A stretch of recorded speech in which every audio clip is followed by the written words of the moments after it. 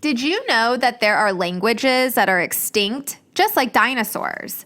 Meet Henry, a linguist. A linguist studies languages that exist today, like English or Chinese, but they also study languages that are extinct, meaning that they are no longer spoken or used as a form of communication. Linguists can research how people communicate through written or spoken language. Spoken language refers to how people verbally communicate, like when people talk to each other. Written language refers to information that is written down so it can be read and shared. Carvings in caves and text messages are both examples of written languages.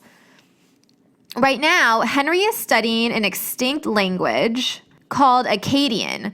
Akkadian was spoken by people in Mesopotamia who lived 4,000 years ago. Mesopotamia is known as the first successful civilization. For example, people in Mesopotamia developed the system of agriculture and were able to build large cities.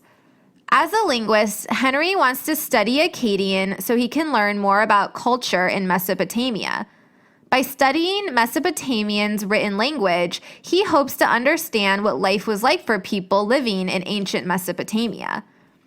Henry decides to first study the Code of Hammurabi, which is a set of laws that were followed by the people who lived under King Hammurabi in Mesopotamia. The laws will take a while to study. There are over 282 laws that are carved into a tall stone.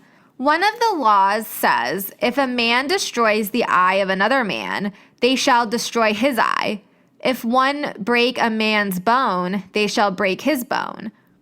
Henry believes that this law shows that the laws in Mesopotamia were very strict. There were also punishments in place if people committed a crime. Another law says, if anyone bring an accusation of any crime before the elders and does not prove what he has charged, he shall, if it be a capital offense charged, be put to death. Henry believes that this law means that people could be put to death for falsely accusing someone of a crime. The severe punishment shows how King Hammurabi did not want people to lie and accuse others of committing a crime. At the end of the code, there is a description written about the king.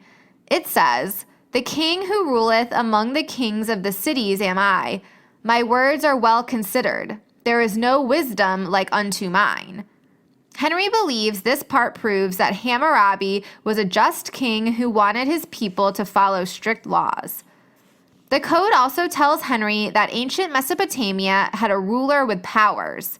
This shows that the civilization had a system where some people were more powerful than others, and that the people with power made the rules and punishments.